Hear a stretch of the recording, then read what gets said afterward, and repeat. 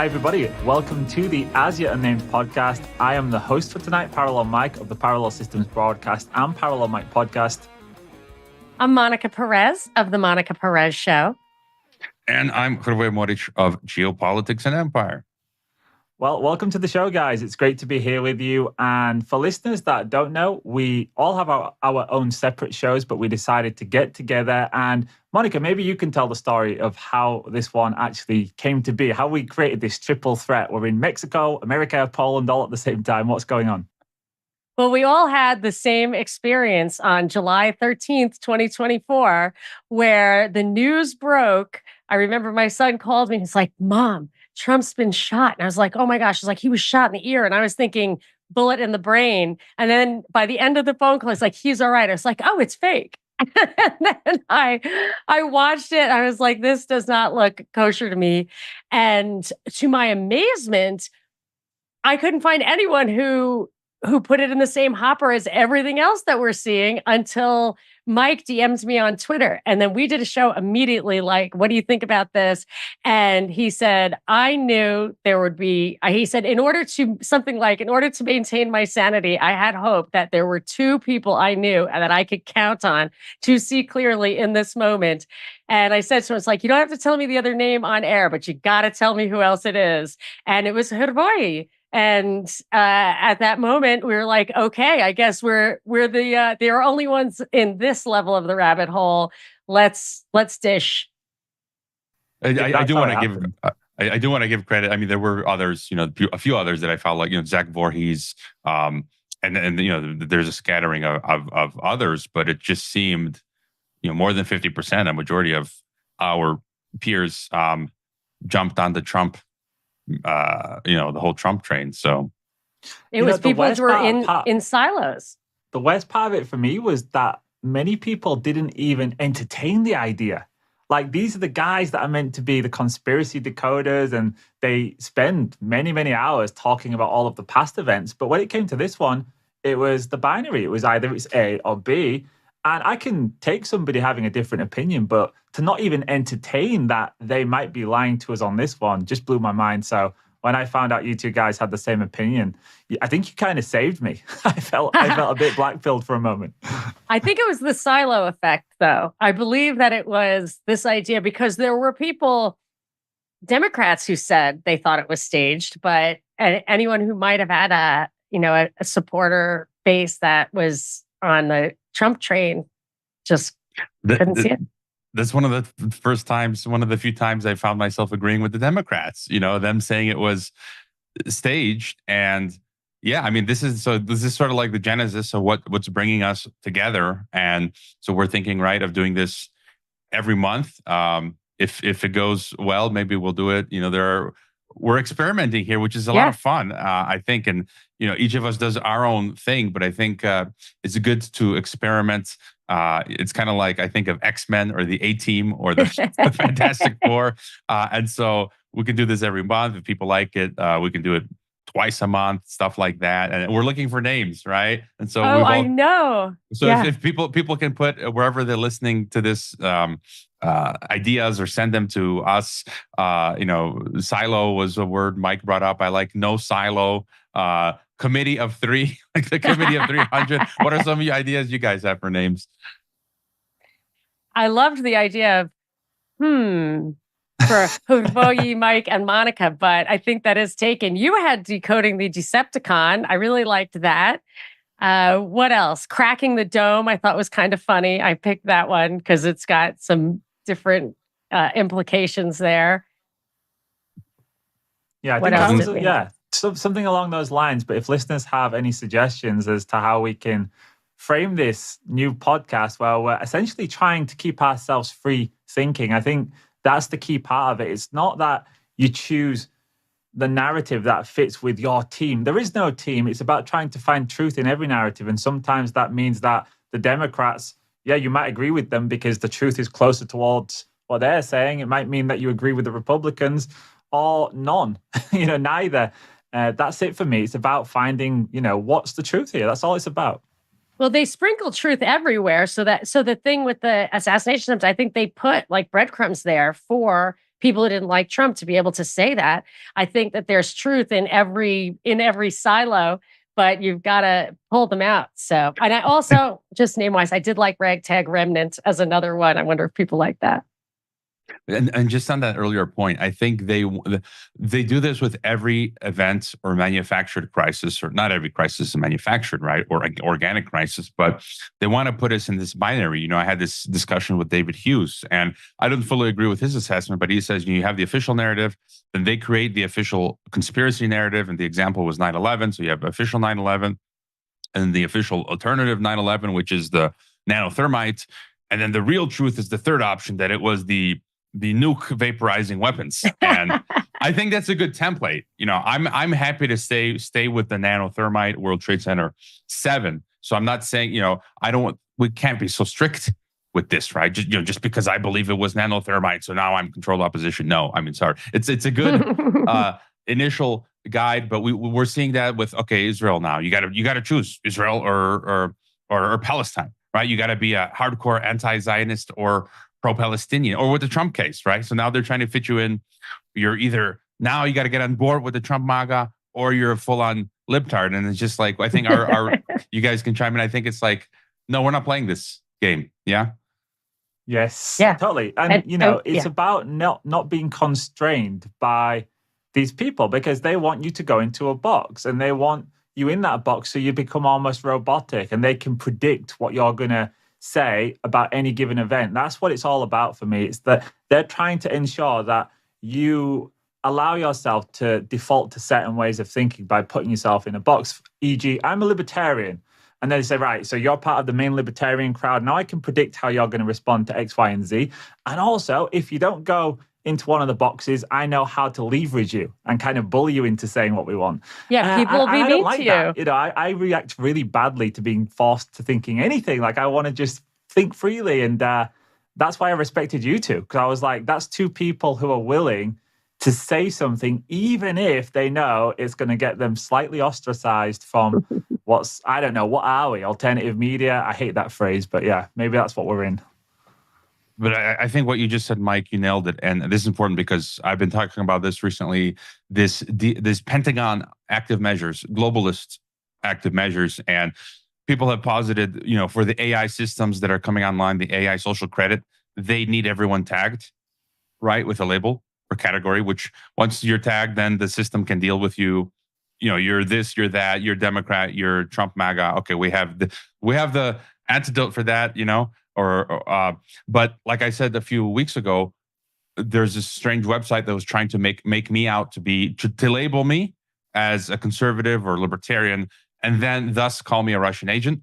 The same thing happened with Jonathan Turley, where NewsGuard went after him. NewsGuard is the NSA Pentagon, and they were trying to get Jonathan Turley to self-identify as a conservative or libertarian. He's a registered Democrat with libertarian ideas, with conservative ideas, so that's the problem. People like us who are everywhere and nowhere, and like the system needs to pin you down, because if you don't have a category, they can't call you an extremist or a terrorist. And so I think that's because we're transitioning into the Orwellian thought crime era, right? We're seeing across the board now, where like today, this is something we can talk about, these riots in UK, right? And they're saying if you post a thought crime now on Facebook, I mean, there's police now visiting people, right? Was that in the UK for a post on Facebook? So that's what's happening. They need you to be labeled, so then they can send police to your home or fine you or jail you. So, well, they certainly don't want anybody that can cross divides as well. Like if you put yourself into a box, you're on a clear divide. You're on that side and there's an opposition. What they don't want is people that can speak to all sides and say, actually, no, I agree with something here. I agree with something there. Maybe we can all be friends. Maybe we can turn our attention towards these, I nearly swore, people who are doing all of this dividing. You know what? Another thing I think is really kneecaps the people who really bring a good argument is so I went to Ivy League schools. I have a great story. I was like literally hand up out of the gutter. I'm the youngest of 9. I dropped out of high school. I went to community college. and then transferred to Harvard, which was not a thing back then. And I went on to get degrees from Stanford, and I was an investment banker for a little while. But like millions of people do that kind of thing over time. There are millions of people who have kind of Ivy League, whatever. But I really learned good analytical skills, but I was raised by like hardcore traditional conservative / libertarian. So and he was worried that I would turn into a socialist going to Harvard. But I came out with a lot of skills. And I noticed this with my kids who also went to kind of mainstream good schools, that if you can, if they think clearly, they can push the webbing away, and really it's just like limited hangouts. They can get more out of it than it gets out of them. But that's been used against me as solely like, oh, well, you can't be trusted because you went to Ivy League. And like, name one thing. No, and I think of you, Hrvoje, because you have had diplomatic experiences that, people you might have to, they might add in that pile to try to attack you. Yeah, they'll use whatever thing they can latch onto. So, but I think we just have to ignore it and move on. I mean, it's absurd. So yeah. Well, a lot of people just haven't lived as well. Like, the people who sit there making these accusations, I always think, what the hell did you do with your life? Because I've lived about 5 lives. I worked for national charities in the UK. I moved to a new country. I was an athlete. Like, there's so many different parts of my life. You could easily find something in there and say, aha, that means you're in this box. And I'm like, but that's only because you literally worked the same job your entire life and never moved out of town. Like, yeah, your life looks pretty plain, but, no offense to anyone who has done that. That's fine. But, ambitious people do a lot of things, and they're going to have a past with many different flavors. And I think Hrvoje's past is quite cool. It's interesting. And yeah, always be critical of people for sure. Do your due and that's diligence, where you get your perspective, though. That's the thing. Like, you have to, how do you get the perspective if you haven't had some experiences? And I had an example recently. I had a guy on, he wrote a book for Clarity Press, Fadi Lama, and he talks about, he's kind of more multipolarity in the West is in decline, and, good analysis, all that. But he had his own company, an engineer, and then we all have many roles, right? And just because we take on some role, first of all, it's meaningless. Like, it does not necessarily mean something. And so one of my listeners on Substack, and Fadi Lama follows me, and he actually commented, and someone pointed out, oh, he's a consultant for some globalist international organization, EBRD, I think, the European Bank for Reconstruction or something. So he's a consultant. So I immediately responded. I said, just because he's a consultant, it doesn't mean anything. So he's a globalist, because it could have been, we don't know the story. We do not know the backstory. And Fadi Lama actually responded, and he explained. And it could be a completely, oh, really? Yeah, and it was a completely innocent explanation. He's not just because he's a consultant, maybe some organization will pay me to consult for UN or something. Like, doesn't mean I won't do it. I studied at a globalist-minded institution, Geneva School of Diplomacy. I liked the school; it was a lot of fun, but I'm not a globalist. I taught at a globalist, ideologically globalist university in Mexico. I'm not a globalist. I shook hands with Gorbachev, who's a globalist. Like, who would turn down the opportunity to shake hands with a 20th century historic, figure? Like, you got to be like. So those are just examples where and people change as well over time, right? Come on, give some credit, right, to people's ability to.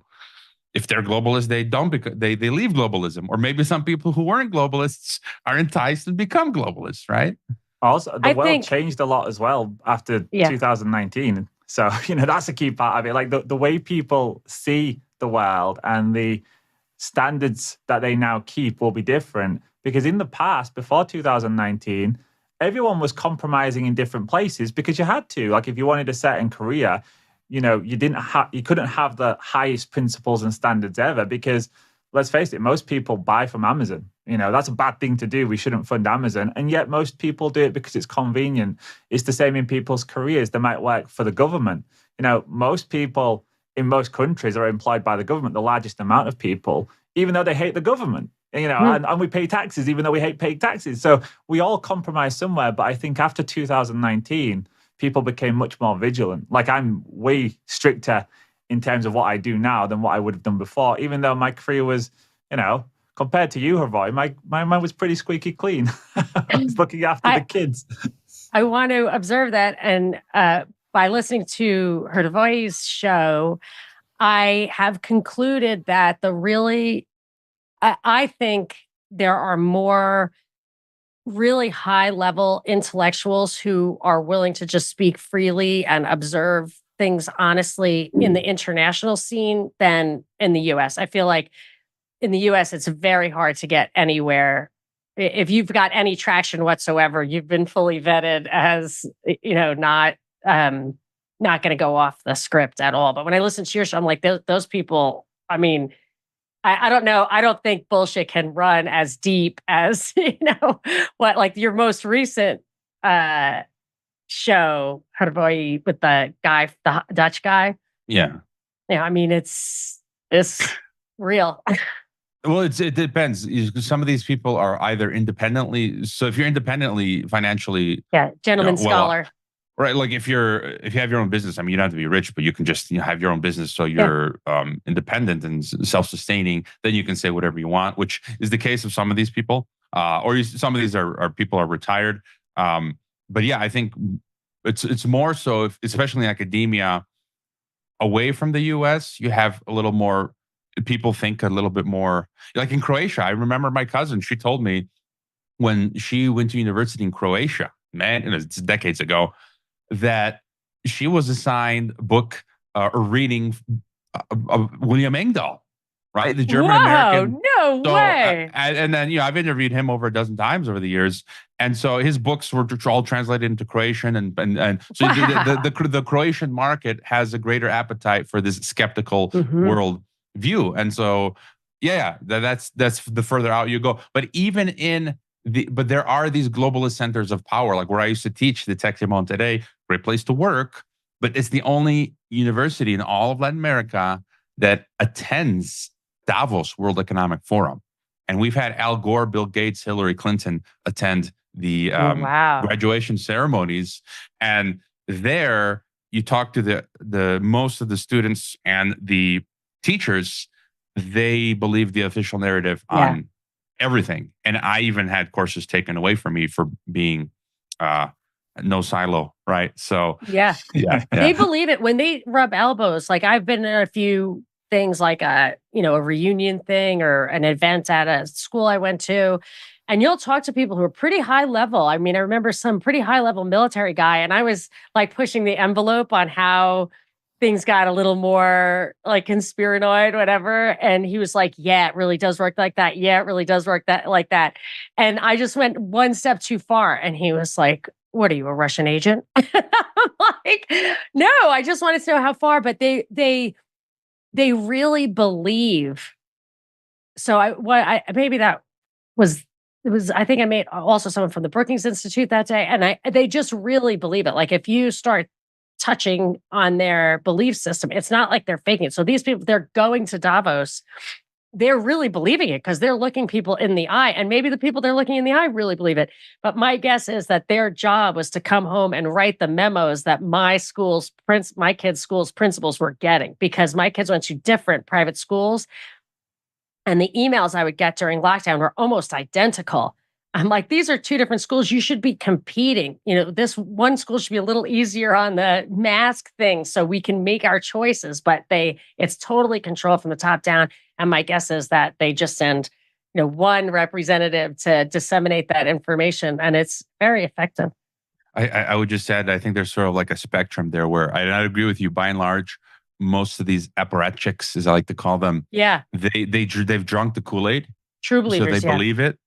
I've had acquaintances and friends say, like, they would message me and they'd follow my Twitter feed or whatever. Like, you really believe climate change is not true? Yeah. Like they reacted like a normie, but a true Kool-Aid drinking normie. Like, that's crazy. How can you question the government? And so there's those, but then I think there's one step removed where there are these apparatchiks. I've been around them, some of my classmates in Geneva School of Diplomacy, and they kind of know that something is up, but they grift. They want to get that prestigious position at the UN and the well-paid salary, and so they're willing to sort of make that deal with the devil. But I think there are some people that are like, they understand. They are like occultists or members of secret societies, and they know globalism. They love this stuff, and they are active agents. But those would probably be a minority, I think. And I think there they'll are be the some higher people. up ones as well. Like the further, if you show yourself to not just be a useful idiot and to not just be there for the comfort, maybe you get invited to a meeting, maybe you go out for a drink and they give you a little test and ask you a few questions. Drink and a little if you pass baby's the blood. test, now you go higher up, but now you're in the club. So I think that's how it works. But I think we should probably move on to some of these questions. Sorry, we didn't even intend to. I think we've done a great job of laying out why we're here, what we're about, what our paths are about. If you like us and like our shows, you'll know that you've got three very authentic people here, and that's what's brought us together. So let's start in my neck of the woods, the UK. If I believe the screens, and I actually spoke to some family members today to try and get the inside scoop because they live in some of these cities. But if I believe the screens, it looks like we've got a hot mess over there. It's kind of going that civil war narrative, which, don't forget, Trump gave us in the US, fight, fight, fight. Well, the fighting over in the UK. This stemmed, for listeners that aren't aware, from the stabbing of 3 children by a 17-year-old Rwandan. And of course, I mean, it's par for the course in Europe. We have lots of stabbings by migrants. We've got lots of historic crime increases in terms of rape and sexual assault. So Europe's had this issue for a long time. But for some reason, this recent one really captured the hearts. I mean, it's children, so of course it's going to. And it's led to a lot of protests, riots, and then counter-protests by native Muslims who have been there for a few generations. They're going out to fight the white people. The white people are rioting back. And it just looks like, to me, there's a lot of orchestration going on here. So maybe we could start with you, Monica. You're nodding your head. What have you decided about these? Do you think this is part of the overall agenda to get people rioting and to create a civil war narrative? It looked to me that this was an operation that was begun as soon as Keir Starmer took office. So he's the new prime minister who took place after Rishi Sunak. He's the labor leader, whatever, but he's a total welfare warfare super state guy. So he's like totally socialist on one hand, but all for Ukraine and Israeli military support on the other. But I looked at, I feel like they took every opportunity to try to get riots going. So I had made a little timeline. Keir took office July 5th. On July 14th, so you might have heard of the Whitechapel riots, which were July 18th, which was an offshoot, a ridiculous, contrived offshoot of the Bangladesh riots. I would touch on that for a second. I don't want to take too much time, but on July 14th, I think they tried to get some riots started in Whitechapel by having a Palestinian guy waving a Palestinian flag and get beat up by a cop. That didn't really do enough. So on July 18th, they had Bangladeshis fighting each other because of some very contrived stuff, which with real impact in Bangladesh, but it was definitely, AstroTurf protests over there, in my opinion. And they said, well, this is the problem with migrants, is that they're bringing their problems from their countries here and creating problems for us here. But then in Leeds on July 18th, there was a double-decker bus was just lit on fire. And it was not, it wasn't it was kind of isolated. It didn't really cause that much damage. It looks pretty big, but that looks contrived to me. Manchester on July 28th in the airport, they beat up a couple of what they called Muslims of South Asian descent, and that made a lot of news. But of course, they cut off the part where they started it, whatever. And then the Southport, July 29th stabbing at the Taylor Swift themed party, where they said that the guy some social media misinformation said that the guy was a Muslim immigrant. It was 6 days before his 18th birthday, so they hesitated to correct the record. And then they finally did to quell the problem. So those are all the things that happened. And it seems like the main offshoots is even in Australia, they put themselves on high alert because of the riots that are happening in UK. You just can't make this stuff up. And I don't know that the riots are really as big as the press and the politicians. They're not. They're for sure not. So there's a big push towards more facial recognition. There's a big push towards more mass surveillance. And there's a big push, and this stems from, I think, what we've all talked about, the Slovakian prime minister. And I also see this coming for the Trump assassination, that they are really pushing to have control of the media, make sure that they can censor the media, both social media, all kinds of media. So it's those big things, but they're all related. It's censorship and surveillance, but it's very specific. It's very big, and it's coming now. Keir Starmer has been talking about it's time to take action. What about you, Hrvoje? What's your thoughts on what's going on over in the UK? Has it reached Mexico? No, what do you mean? The news or that? Is it something that's actually being discussed in Mexican news, or are you just seeing it on Twitter? I mean, I don't really even. I just see all mainstream news in any country as it's the globalist news. I mean, you look at the mainstream Croatian papers; it's all copy paste BBC, CNN, maybe to a slightly lesser extent in Mexico, but it's pretty much. It's like the globalists. I view all mainstream media in all different countries as. It's the same. It's just auto translate, into Spanish or Croatian. And I think Monica's right. And I think, and I was just thinking as you were talking, Monica, that's your strong suit. Like, I'm very bad with doing my homework and compiling all these events. And I think that's great that you bring that to the table. And I just think more like I'm just sitting here like the outcome, cui bono, the big picture, which you also just mentioned. And I think I can share. Can I share my screen? Yeah. I have a few clips if you don't mind. No. Yeah, go for it. I think you can share. Great. Let me bring it up here. Here we go. I don't know how to do that on Zoom. Oh, share sound as well. Yep, you can see my Twitter. Yeah. Yeah, we can see. Go for it. So we'll just play a few of these clips. And so the point, as Monica was saying, is they want to bring in this digital technocracy. And I think they stood down for years, right? In the UK and other countries, the cops, the authorities, and they allowed these illegal migrants to flood in, and they didn't do their job intentionally so that we could create this chaos so that they could bring in the algorithm ghetto, as I like to call it. This was just from today.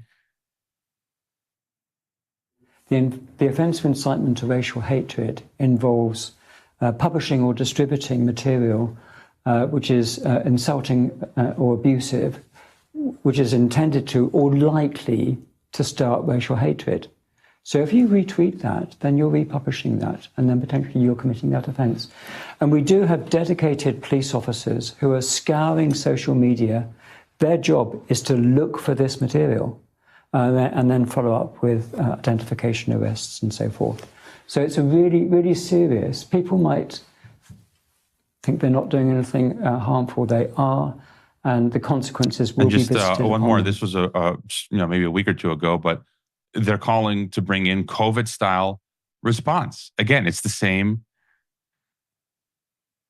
I think the government, the new ministers in office, will understand that the British public will back them in whatever measures they feel is necessary to get this situation under control. Hopefully, we can see this petering out now over the next few days, and the extra effort and focus which is being put on forces being able to have effect. But if that isn't the case, I think the British public will back further action from ministers in this emergency to get things under control.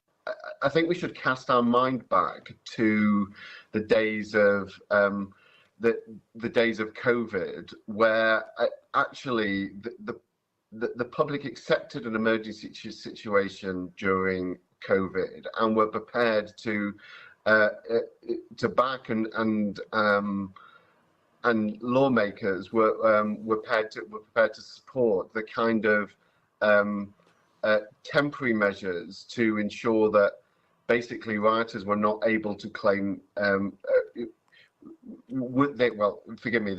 You get the idea. Just in COVID one more. These tabs are a bit messy. I thought Matt Cunard, it's a 9-minute clip, but I just want to show the first few seconds where he basically sums it up, that we're living in this, Children of Men, Clive Owen style dystopia where corporations run the world. And this is kind of like what they're trying to transition us into as a result of these riots. We've seen the dystopian films where corporations have taken over from governments and run our whole society. We are living that reality now. Look at the billionaire oligarchs who run our world today, people like Elon Musk or Bill Gates. They're talking with governments all the time. They're talking with prime ministers, they're talking with presidents. Through the corporations they own and run, they can manipulate democracy itself. This is the war you don't see, and it's happening in every corner of our globe. Corporations have taken over massive. All right, so that was a lot there, you guys. So basically, they let this all happen so they can bring in these digital controls. Milei in Argentina, AI predictive policing now, right? Just it's across the board. That was such a setup.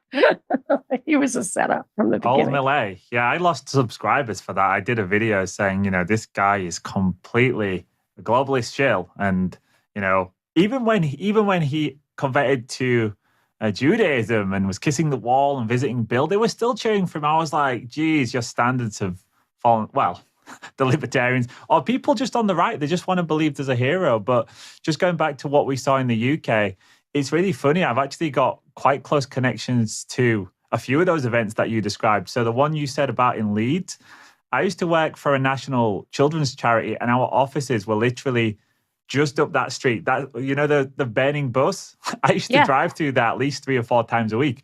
So I was like, oh, that's where I used to work. And it was tiny. Yeah, that area is a small part. It's called Hare Hills. It's pretty dangerous. Someone got shot outside of our offices one evening. I wasn't there, thankfully, but it was a rough part of town. Lots of migrants, big Jamaican community, but now there's a Romani community too. And I think this one was actually people from my profession involved. So it was social workers. They took away a child from a Romani gypsy family. So it wasn't Muslims, which was something that was reported in the, fake media. And they took a child away because they took 3 children away because one baby had basically presented at hospital with a cracked skull. And the family said, oh, it was an accident at home. But social workers, if that happens, they have to assume if there's not a good enough explanation that it was maybe harm. So they took all of the children out whilst they investigated. But this led to all of the local community going crazy and saying, social workers are stealing children, which isn't the case. It's just, if babies have cracked skulls, it's not good. So that's how that happened. I'd say it was a few hundred people, maybe, let's say up to 1,000 max, which in a city the size of Leeds, we're talking millions of people. It's tiny. But of course, with the amplification of the media, the retweeting, it makes it seem like it was huge. And then going on to these recent riots, one of them was actually happening in my home city, and it was probably one of the bigger ones. And again, it was a tiny amount of people. Like, I asked my dad if he went to any of the protests, and he said no, but he did go to the vigil. There was a big vigil in the city centre for these 3 children that were killed. And he said whilst there was at the vigil, the police actually brought in a load of Antifa. They actually bussed them into the city, took them to the vigil. So they're all sat there like praying and, all kind of holding hands for these children. And now all of a sudden this Antifa crowd with the police marching them in comes forward. And of course, then you get the photographs and the scenes of people shouting and arguing, but they're turning the cameras towards the people at the vigil who clearly are now upset because it's meant to be about these children. So that's what's happening. It seems to me like there's puppet strings across this. It's a mixture of real and fake events. I think some of the protesters are professional agitators as well. Some of the words coming out of these protesters' mouth, clearly there's racism because on the fringes in these protests, you're always going to have people that are more extreme and maybe are racist. But yeah, I think it's all being weaponized and it's a trap. People are falling into this trap. And like you said, Monica, it's going to wind up with more surveillance state. And I heard today in the newspaper, one of the main ones in the UK, the Daily Mail, which is meant to be conservative, they said that the far right are rising and it's happening on Telegram. And therefore, Telegram is the problem, that we're talking on Telegram. So you can see where this one's going. And I think actually this is just a setup and 2025 is going to be a crazy year, and it's going to coincide with the US too. So it's no coincidence to me that this happened in the UK immediately after the Trump assassination event and the fight. And then we have all of this unfolding in Great Britain as well. And just before that, of course, we had Slovakia and Fico, the Fico assassination, which resulted in not people, basically it resulted in the politicians getting a pay rise and a special pension, which I don't know what that's got to do with assassination attempts, but also them bringing in new laws about how close people can get to politicians, where they can protest, how they can protest. And as soon as I saw that, I was like, right, I need to look into this FICO thing a little bit more closely. And I think I shared a video with you, Monica, and I said, this looks suspect as hell. So anyway, I'll hand it back over to you. And I will say that everything that I've noticed, especially with the talking points in Slovakia, if you look at the First Amendment, boy, our founders, I don't know if it was a setup or what, but that First Amendment is excellent because it talks about the right to assembly, the right to petition for grievances, which would be that access to politicians, in my opinion, could be free speech. All those things are explicitly written for us.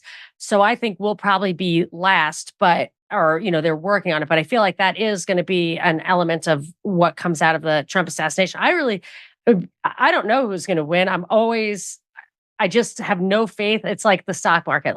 I think that there's just so much insider stuff going on that no matter what polls will tell you, whatever stock prices tell you, I feel like it doesn't reflect reality as much as a plan that I don't know all the pieces of. But I do feel whoever is the next president is going to usher in exactly what Keir Starmer's planning to usher in now, and that Slovakian guy of because we've had that violence against politicians, which makes us not want. They were harassing people in restaurants and stuff, makes us not have access. But it goes both ways. You don't have access to them. They built a wall around the Capitol after January 6th. Like those politicians aren't getting out either. They're doing what they are told. Their families are on the outside. I mean, I'm not saying that's happening now, but that's what's going to happen. If anyone decides to speak up, they're going to be completely isolated. Yeah, it's all about.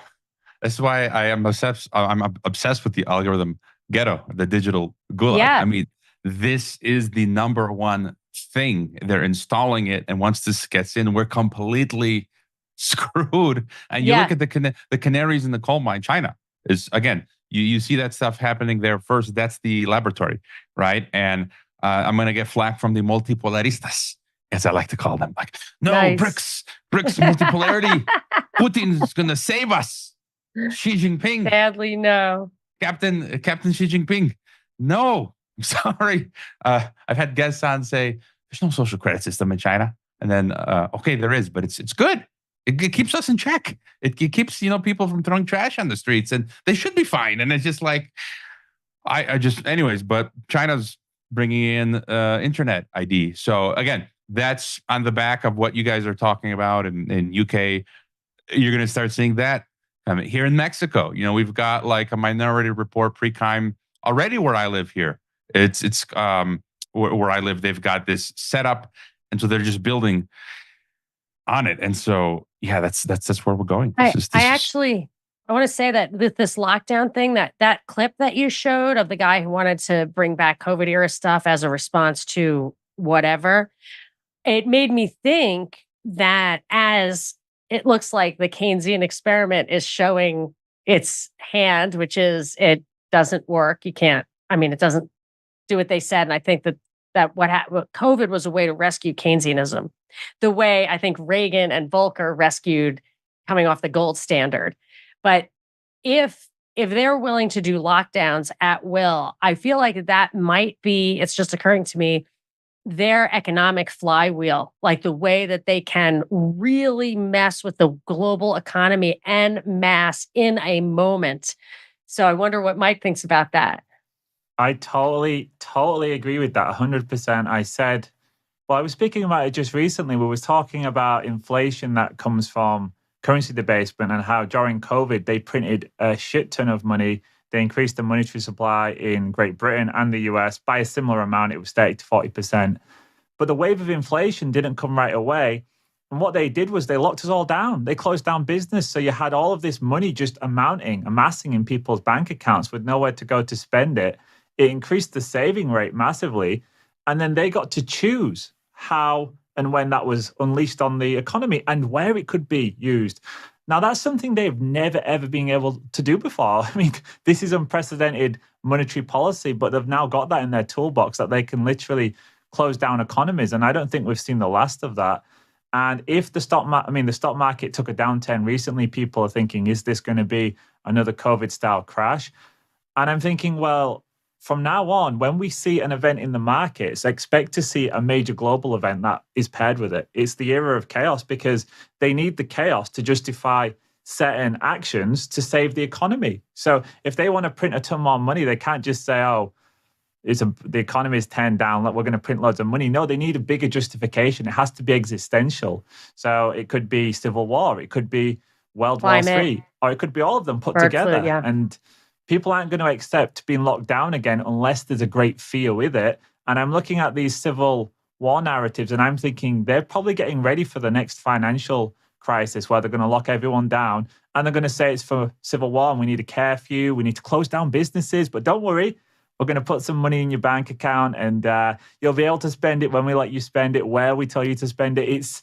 Yeah, I can see where this one's going again. And the fact that he just said that, COVID-style lockdowns, for a few crappy protests, you're talking maybe 10,000 people tops. It's absolutely wild. I think that's the model. So I had on leftist professor William I. Robinson. And again, he's a Marxist, but his analysis was amazing. And his books, Global Civil War. And he says kind of what you guys said, that it's a global police state. It's a global civil war. Things are breaking down.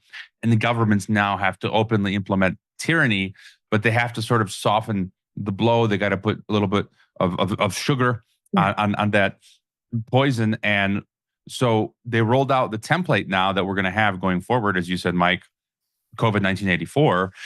And, you had Alice Springs, Australia, right? Like here was people getting heads chopped off left and right in Mexico, shooting businessmen, shooting politicians, shooting Croatians. A 27-year-old Croat was found dead here in Mexico this week. Luckily, it wasn't me, but life goes on as normal. But in Alice Springs, Australia, there was some violence, some crime, snap curfew, snap lockdown. The news said, new special powers, new special magical powers. Oh my gosh. Thanks to COVID, now we've got this flimsy legal precedent where pandemic lockdown, crime lockdown, UK riots lockdown, climate lockdown in Mexico City. They tell you can't go out today, or you can't drive your car only every other day. Climate lockdown. And so Paris Olympics, right? QR codes, they lock down the city for security reasons. And war, right? I think whether it's domestic civil war or international war, as William I. Robinson says, they need to install these measures. And I think part of it is partial the economic system situation collapse, but also because they want to do this. And so this is the global future. It's Elysium globally. I've got 4 narratives that I put together a recent newsletter for my Patreon, and I said there's 4 narratives which we've been following for the past year, and right now they're all intertwining. They're all coming together into a single meta-narrative, and I just want to lay it out 4 different events and see if you agree and if you've got anything to add to it. So the first one was civil war in America. They've been setting that one up all year. There was the film Civil War. Every politician on the left and the right keeps using that expression, civil war. We're heading towards a civil war. Ray Dalio said there's more than 50% chance that America winds up in civil war. And he's the guy who owns Bridgewater, multi-billionaire hedge fund manager. So there's the American Civil War narrative, and I think Trump is the perfect catalyst for that because the right was so browbeaten. They needed someone to liven them up, like to give them an electric shock, and that's a post-assassination attempt Trump. He's that guy. And also, just going back to what you said, Monica, about predicting the election, they've put themselves in the position of most power because they could pull the rug on everyone and not put Trump in now, and that will allow them to energize the right. It's very hard to get the right to riot. Exactly. And he was the guy who got them to riot because Stop the Steal. Imagine if they do another one and they don't give him it this time and he says, oh, well, it was stolen from us again, guys. And now the left are going to steal your guns, etc. And then you can see how it could transpire. Or they could put him in and then the left will riot. And now they've got the other side kicking off. They could put him in and actually kill him. Yeah, they could do that, yeah. So there's the American Civil War narrative. There's the European Civil War narrative, which is more slightly different because it's more associated with migrants, and we've got a huge problem with migrants. And critical migrant theory. Yeah, and that's a real problem. Like, it genuinely is. Like, the city I grew up in is absolutely toast. Like, from the age of 10 to 30, my city was just destroyed. It was one of the most heavily migrated cities. We just got so many, hundreds of thousands, and you wouldn't walk around the city center anymore without feeling a little bit unsafe. It's not a great place to be. So I totally sympathize with people who are against that. There's nothing you can do though. It's way too late. They're not going to get rid of them. It's way too far down that path.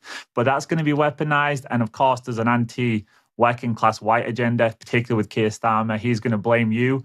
If you are legitimate in your protest, it doesn't matter. They're going to try and turn you out to be a monster. So unfortunately, that's the American. Then there's the European. Then there's World War III narrative. And then finally, there is the financial narrative, the financial collapse and the fact this market is so overvalued. There's so much debt, 35 trillion now. It's only going to go higher no matter who they put in power. So all of these narratives now are kind of coming together towards the end of the year. And I just get the feeling 2025 is going to be closer to 2020 than it is 2023, if that makes sense, or 2024. Anything to add to those narratives, either of you? Well, what about a global enemy, like, another plague or the climate or, alien stuff? I feel like there's those things are all, maybe a financial collapse would count, but conflict. There's this theory or something that's laid out in the report from Iron Mountain that if they really want globalism, first you destroy the nation state, but then you have to have a common enemy that defies like the lines in order to impose real globalism that has the ability to tax and enforce laws. Those were the kind of big ultimate thing. And I think that's always what the world wars are about anyway, moving towards that actual global. So I just wouldn't, I feel like missing the climate element or another, I don't know about another virus, but I also wonder if we don't need 10 years to digest the last one.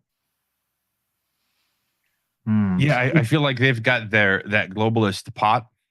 Like you said, the goal is a pretext. They need the pretext that people will buy to establish world government. Finally, once they need consent. They need consent for all. And by the way, just Mays Bayan, the guy who interviewed recently, he said something interesting. The purpose of the world wars. So you've got this global mafia, as he calls them, and really 500 years ago is when capital became concentrated to the extent. We've had thousands of years of empires and elites, but it's kind of, I think he's got a point that. And others have said this as well that I've had on, like Fadi Lama, Parallel Mike, you said as well. That it's really kind of like 500 years ago, give or take, that the capital became concentrated to such an extent for these elites. Yeah, it was Magellan. It was Magellan circumnavigating the globe, which plays on some of the stuff that guy was saying. Yeah, and so that's when they could just really advance this global domination project.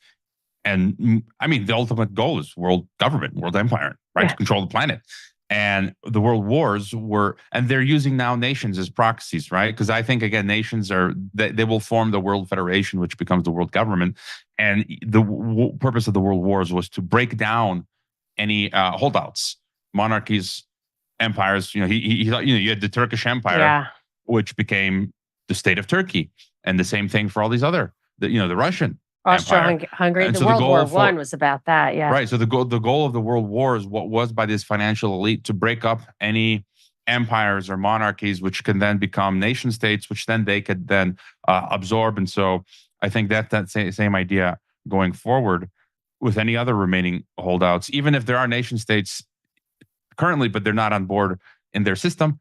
And also they need climate, right? They got climate as the pretext, pandemic, terrorism, right? They might roll out the China boogeyman, and as you alluded to, the alien UFOs. I think that is the last card, because they're going to roll out probably a lot of this DARPA technology, holograms, and they really have to be prepared for that one, because I think if something goes wrong, then you'll see the wizard behind the curtain. Yes. The alien thing. And so that one, and that coalesces with my latest podcast interview with Terry Wolf, which I haven't published, but it's titled New Age, New World Order, and the Green Rider, where you see in alternative media, this Gnosticism, New Age theosophy, that's part of that alien thing. Because, and I shared a clip from the Baha'i recently, where it was a BBC presenter who, I've been to one of their 7 temples Baha'i, and they want to bring all of the world's religions together. That's the new world religion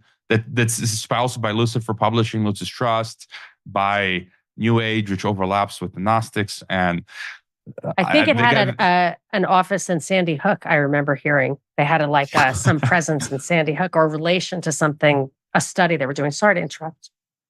No, they just got to get that's the really sophisticated, I think, operation. They got to get that right. And after I shared the Baha'i clip, someone from the Baha'i account messaged me, and so I guess wanting to share their philosophy. But you go to the one guy I follow on the Baha'i, he's all full on EU, United Nations, Sustainable Development Goals, Baha'i. We are all one family, and I'm like, no, sorry.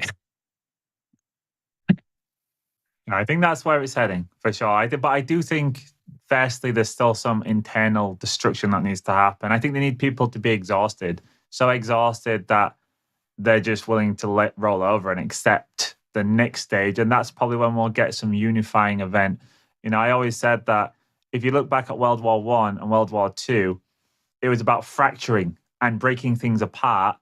Then in the next 50 to 100 years, they started to piece things back together, but in big blocks. Now the world's going to be just split into 2, and then 2 eventually will be combined into 1 if they succeed. And that's why the East versus West conflicts has to happen, because you need friction to move forward. Otherwise, we'd all realize that actually we can live together. It's peaceful, but you need that division and animosity. But yeah, it is where it's going. How about you, Monica? What's your final thoughts on this one? And I think then we'll start to draw this one to an end. I would just add that the greatest source of friction, and the reason they have a problem because they don't have it, is true scarcity of necessities. So you got to think about the food, the supply chain, even what they do with the weather. I just feel like if we're talking about, I would just add that a cause of that kind of conflict might be something that really hurts and distresses people, because it takes a lot to get Americans off the couch. Yeah, and we do have enough. We figured that out. With technology, we have plenty. We managed That's to the problem. Yeah, that's the problem their big problem. That's what happened in the 60s. They just they realized that the Malthusian thing is never going to happen. So they have to make it happen. Okay, guys. Well, I think we've laid it all out in the first episode. We managed to kind of set our tent up for the future episodes. This is where we're coming from. This is what we're going to be talking about. And yeah, it's going to be a challenging few years ahead, but I think hopefully this show will be able to pick through some of that for listeners. I certainly enjoyed it. Any final thoughts, guys? Anything that you want to leave us with, and maybe tell the listeners where they can find your respective shows? I'm happy to field if there's something specific they want us to, a question they want to submit, or if they want to give us a name, name suggestions. So I'm at Monica Perez Show on Twitter. You could also email me at monicaperezshow@gmail.com. I'll try to keep up with that. And maybe we'll have a name for next time. And we can also have listener comments and questions if you want to send them to me. Or put them in the comments under, I don't know what. Are we all on Rockfin? I'm on rockfin.com/Monica Perez. Yeah, I just want to add the final thought. That last comment we were talking about the crises in world government. Jacob Nordengard, who's awesome, he just posted recently. He's one of my top guys on global governance, and he said that these crises are meant to be the trigger breakdown that will lead us into the new system breakthrough where a global governing body takes its seat in the trusteeship council to oversee the life support systems and a global apex body. So that is their method. When you mentioned, Mike, East and West, and this is what I'm saying, like, even if the East is on board, the elites in the East are on board. They don't care about their population. They're all cattle for them, for the Kremlin. The Russians are. They don't care. The Kremlin elites don't care about the Russians. The Chinese elites don't care about their Chinese. My Croatian elites don't care about, whatever. And so they're like, okay, let's do this war. And then afterwards, we're going to then have this global system. And I didn't want to add, just for kicks, because you mentioned Milei earlier and Israel, Mike, just for kicks, I want to share my screen again. This is me in Israel, right outside the Temple Mount. You think you can see that? Yeah, I can see it. And then I want to see the picture of you kissing the wall, though. Right, I was there, and then it's like I don't get this idea, right? You see Milei, right, crying. Oh my gosh! Oh my goodness! Or you can type in, is it Trump? You got Trump. Wow. You got Vance, right? I think I saw JD Vance. Wow. And you just go down the line, and I'm just like, look, I don't understand. I was there. I stood there and I go to all these historical sites. I've been to the Terracotta Soldiers in was it Xi'an? I go to all these places. I was in Rome and in Paris, there in Jerusalem.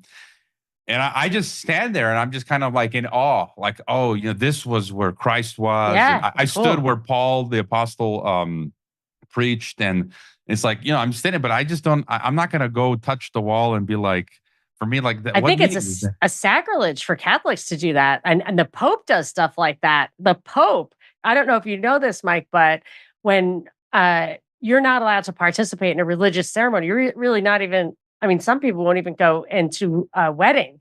And once I was away from the church for a long time, I went to confession. And the first thing the priest asked me, is, have you participated in any religious ceremony or ritual that you considered to be valid?